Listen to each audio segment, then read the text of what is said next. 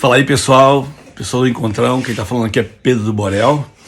Quero agradecer o convite de poder compartilhar e poder pensar junto com vocês de maneira intencional sobre esse tema tão especiais que é espiritualidade e raízes. Que legal que vocês vão pensar aí sobre esse provérbio que diz, né, que como é importante, né, e bem-aventurado aquele pai que pode dar asa e também raízes para os seus filhos. Então eu queria começar, eu quero dividir esse tempo que a gente vai ter para a gente pensar juntos. O primeiro tema que eu gostaria de falar é sobre espiritualidade. E a espiritualidade, para mim, ela se divide em três partes, né? Que eu gosto muito de pensar assim. É claro que retém o que é bom daquilo que eu vou falar e a gente vai pensar depois, quem sabe, num debate de perguntas. Mas eu costumo dizer que tem três coisas importantes na espiritualidade, que é a informação, a experiência e o conhecimento. Por que isso? Deixa eu começar contando talvez uma experiência até um pouco engraçada. A gente sempre foi muito pobre, né? A gente passou muita dificuldade. Não falta de comida, nada disso, mas a gente vivia uma questão de pobreza. A minha família, minha mãe tinha 5 filhos, 6, né? Um morreu, mas 6 filhos. E a gente foi morar uma vez com a minha avó. Teve uma situação que a gente teve que morar com a minha avó. E a minha avó era muito católica. E minha mãe também. A gente veio de uma raiz católica, né? Aliás, o Brasil, né? A gente vive numa nação que ela tem uma raiz católica, uma raiz cristã. E eu lembro que minha avó, ela tinha na casa dela um quadro do Jesus Cristo na cruz. E era um quadro muito bonito. E a minha avó, ela era devota de um santo chamado Santo Antônio de Categoria. Era bem interessante. Só que minha avó tinha um buraquinho atrás desse quadro, que tinha um forro de papel. Ela guardava as notinhas ali atrás. O cruzeiro, o resto, ela cuidava tudo ali atrás. Ia juntando, né? Minha avó era empregada doméstica, minha mãe também. E a gente passava algumas dificuldades. E teve uma vez que minha avó teve um surto, ela teve um problema de esquecimento, ela sumiu, ficou andando na rua, até que todo mundo encontrou ela, tal, e foram passando os anos. E teve um dia que a gente estava lá, limpando a casa lá, o quadro caiu. E quando esse quadro caiu, quebrou a moldura e o forro atrás já rasgou. E quando a minha mãe foi ver, atrás desse forro estava lotado de grana. Mas já tinha passado o tempo, já não valia mais o dinheiro. E foi interessante, porque eu fico pensando hoje, né, com a minha cabeça. Imagina a gente lá passando uma dificuldade, minha mãe, Deus, ajuda a gente, se nós estamos passando por essa dificuldade. E esse Jesus ali, no quadro, talvez fazendo assim, ó, aqui atrás. E a gente não percebia. Mas tudo isso envolve essa religiosidade, né? Minha mãe ali pedindo ajuda a Deus, um quadro com Jesus cheio de dinheiro atrás, a gente com dificuldade de dinheiro e o dinheiro ali do lado da gente. Então, fica uma coisa muito mística. Por isso que eu falo que a gente tem muita informação sobre Jesus, sobre Deus. O Brasil é um país que tem muita informação sobre Deus. Eu acho que todo mundo no Brasil já ouviu. Eu posso estar errado, mas eu acho que 99% das pessoas já tiveram alguma informação sobre Deus, independente de onde. De religião, que existe um Deus, que o Jesus morreu na cruz. Todo mundo sabe. Então isso é informação. Só que essa informação não nos leva à espiritualidade, a ser espiritual. Agora, quando a gente tem a experiência, é diferente. Porque a informação mais a experiência ela é uma coisa que não se explica, porque ela é pessoal. E uma experiência com esse Deus, com esse Jesus, ela é pessoal. Então, a partir dessa experiência, a pessoa ela começa a buscar esse sagrado. A partir dessa experiência, essa pessoa começa a ter contato e buscar talvez a sua essência, de onde ela veio, quem ela é, por que foi criado, se existe um Deus. Ela começa a procurar isso de maneira mais intensa. Então a espiritualidade é uma coisa que para mim acontece depois da experiência. Porque aí você vai ter o contato com a palavra, com o verbo vivo, com a palavra mais viva e eficaz, mais cortante do que qualquer espada de 2 gumes. E eu costumo dizer que a Bíblia ela é um tesouro. Ela é um tesouro que, dependendo da nossa busca, nós vamos ter uma espiritualidade sadia. Sadia. Por exemplo, eu gosto muito de pensar desse jeito, que a Bíblia é um livro que ela não deve ser lido com a tua sabedoria, com o teu conhecimento, com os teus diplomas. A Bíblia é um livro para ser lido com o coração. E quando essa experiência vem, quando a gente começa a pensar diferente, porque o cara, quando ele começa a buscar essa espiritualidade, ele começa a pensar na moral, no próximo, na verdade, na integridade. Ele começa a buscar coisas que tá ligado àquilo que essa espiritualidade vai levar ele, e principalmente quando ele tem esse contato com aquele que ele teve a experiência, Jesus Cristo. Isso muda tudo, porque quando ele começa a entender que esse Deus dos 10 mandamentos, ele resumiu em 2. O primeiro é: amarás o teu Deus com todo o teu coração, com toda a tua força, com todo o teu entendimento e de toda a tua alma. E o segundo qual é? Amarás o teu próximo como a ti mesmo. Então, isso começa a se tornar algo natural, que ele vai buscando, e isso vai se tornando uma espiritualidade sadia. Quando eu falo para você sobre essa informação, mais a experiência e o conhecimento, que são 3 coisas para mim importantes, de onde se cria essa espiritualidade, eu daria alguns exemplos. Por exemplo, o Pedro, na Bíblia. O Pedro era um cara que tinha muita informação. A informação de quem? Do João Batista. O João Batista vivia dizendo para ele, para o André, para alguns que eram judeus e que estavam esperando o Messias, falando a respeito desse Jesus que viria, que era maior, que não era ele.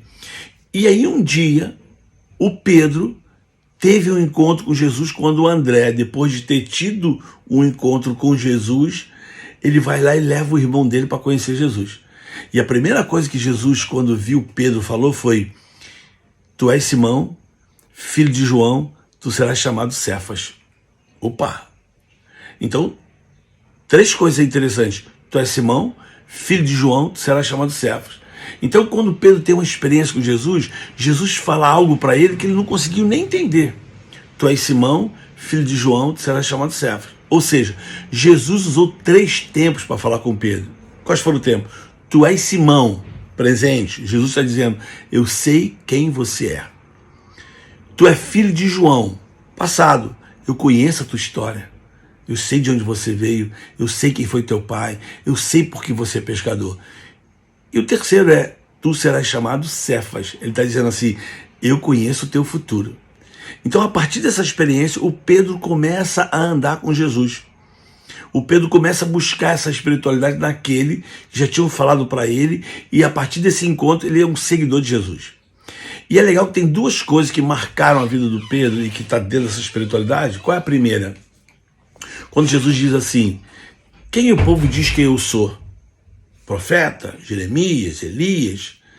E aí o silêncio, aí Jesus pergunta: e vocês, quem dizem quem eu sou? E aí o Pedro se levanta e diz assim: tu és o Cristo, o Filho do Deus vivo. E aí Jesus vira para o Pedro e diz assim: olha, não foi nem carne e nem sangue que te revelou, mas foi o meu Pai. E porque o meu Pai te revelou, vou dizer para você que tu és pedra, e sobre essa rocha que sou eu edificarei minha igreja. Então olha que coisa legal. Quando Pedro tem uma revelação de quem é Jesus, pela parte de Deus, Jesus começa a dizer para ele quem ele é para ele. Então, isso é uma espiritualidade interessante, porque quando você começa a buscar o sagrado, quando você começa a se envolver com as coisas de Deus, ele começa a revelar para você quem você é. Então, entra o terceiro ponto. Então, a informação, mais a experiência te traz o conhecimento. Que conhecimento? De quem você é para ele. Por que você foi criado? Por que você está aqui? Qual é a sua vocação? Esses dons e talentos, o que é que te deu? Então tudo isso está englobado. Eu poderia dar outro exemplo do João Batista. Quando perguntaram para o João Batista quem ele era, né, lá em João 1,19, quem ele era, o pessoal perguntou: tu é profeta? Ele: não sou profeta. Tu és Jesus? Não sou Jesus. Aí o pessoal perguntou: mas quem é você? Fala pra gente, que a gente precisa levar para os nossos líderes. Aí o João respondeu com 3 pontos. João disse: eu sou uma voz que clama no deserto, endireitar o caminho. Então João, quando dá essa resposta, ele está dizendo assim, ó, eu sou uma voz que clama no deserto, endireitar o caminho. Então João está dizendo muito claro quem ele é, porque ele sabia quem ele era. Não é? Ele sabia quem ele era, porque a palavra foi revelada por pai dele, que ele seria um homem cheio do Espírito Santo. Então quando João diz, eu sou uma voz, ele está dizendo, eu sei quem eu sou. Quando ele diz que clama no deserto, ele está dizendo assim, eu sei aonde eu tenho que estar, eu sei o cenário que Deus me colocou. E depois ele diz, endireitai o caminho, ele está dizendo assim, eu tenho uma mensagem. Então eu sei quem eu sou, eu sei aonde eu estou e eu tenho uma mensagem. E a espiritualidade é isso, que quando a gente começa a buscar, a gente começa a entender quem nós somos, aonde estamos e qual é a mensagem que nós temos para essa geração. E isso é legal. Uma outra experiência que eu poderia dar, a mulher samaritana.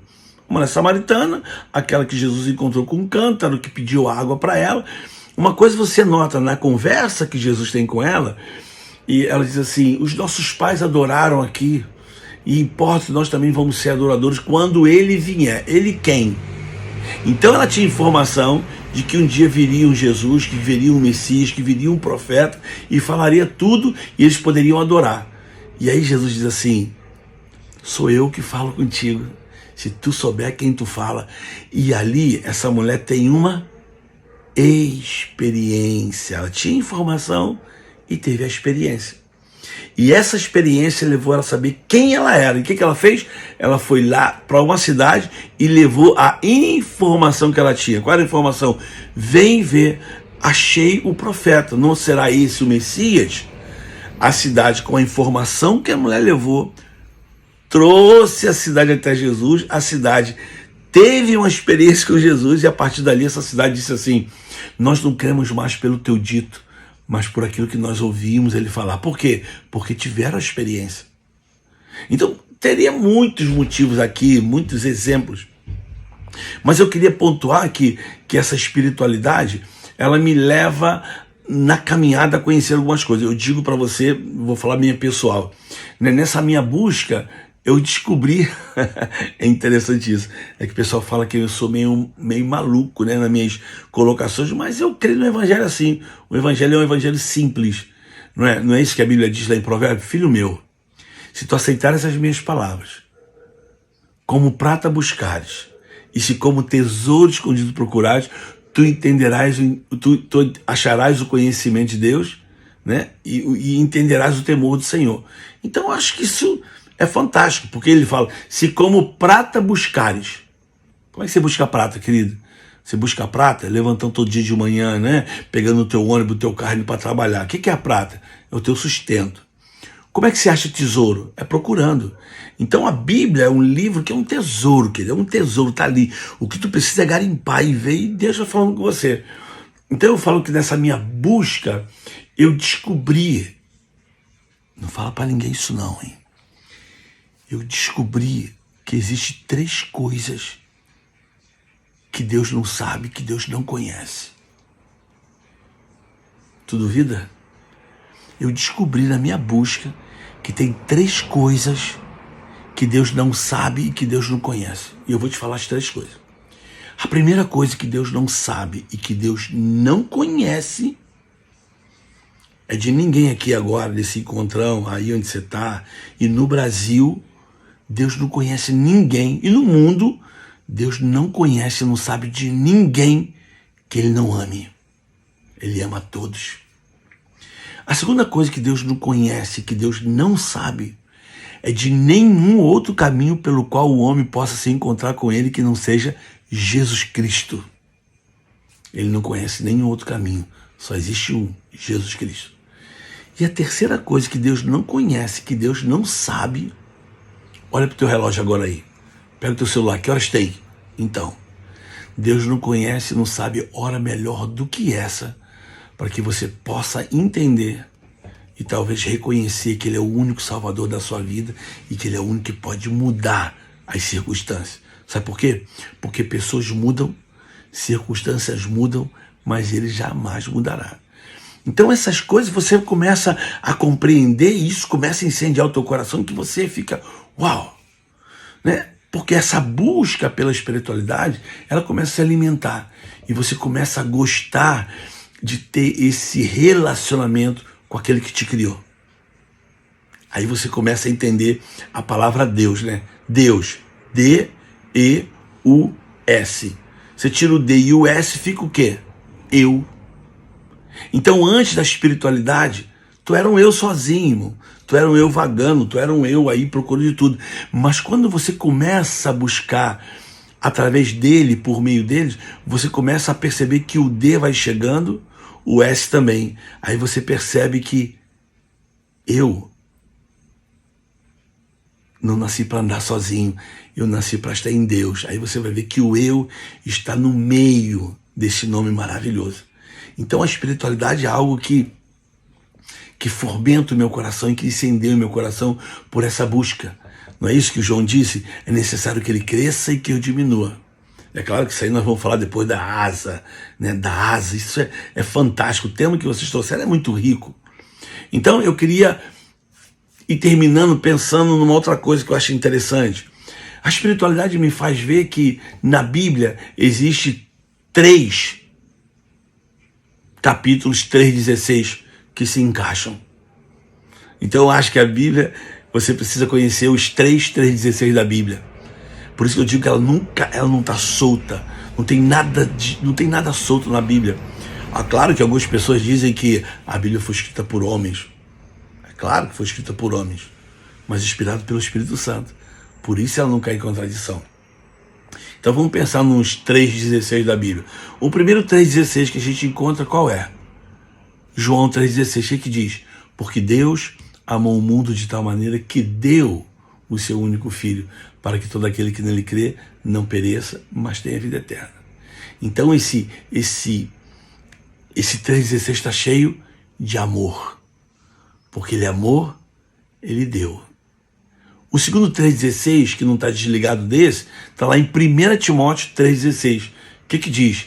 Esta é a piedade de Deus, que ele se entregou, ele foi crucificado, ele foi pregado na cruz, foi glorificado, foi erguido, recebido na glória, crido nos anjos e visto por todos. Então, aí entra a piedade. Mas está ligado um com o outro. É o mesmo texto, é o mesmo versículo, né? João 3,16, Jesus se entregou. Timóteo, 1 Timóteo 3,16, que ele também se entregou, foi crucificado. Mas aí entra a piedade. E a piedade é algo que a gente vai pensar e a gente vai fechar com isso. Mas o terceiro 3,16 qual é? 1 João 3,16. E isso prova o seu amor, que ele se entregou. Então, 3 coisas básicas, né, nessa espiritualidade. Quais são essas 3 coisas? É que existe um amor, é que existe uma piedade e é que existe uma entrega. Então eu termino sobre piedade. Se eu quero entender a espiritualidade, eu preciso entender essa piedade. E piedade aí, em 1 Timóteo 3,16, não tem nada a ver com coitadinho, tenha dó, não.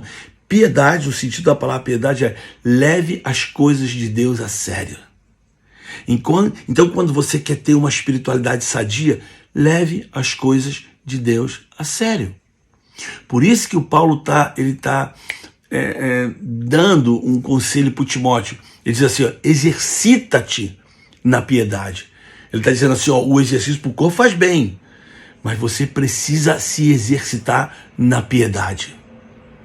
Isso vai fazer bem para a tua alma, para o teu espírito. Então a espiritualidade, ela nasce quando eu saio das informações, entro na experiência, que esses 2 juntos me trazem o conhecimento de quem eu sou. E o papel da espiritualidade é me mostrar quem eu sou para Deus. Não para provar nada para ninguém. Porque eu não preciso provar nada para ninguém. Simplesmente eu preciso entender que a espiritualidade, ela vai gerar em mim as 4 letras que movem o Evangelho. E quais são as 4 letras que movem o Evangelho? O, B, D, C. Pensa nisso. Uma espiritualidade saudável me faz sempre obedecer. me faz amar o próximo, me faz buscar aquilo que é justo, que é verdadeiro, que é amável, que é boa fama, que é virtude e que é louvor. Que Deus te abençoe. Vamos pensar um pouquinho mais na frente aí.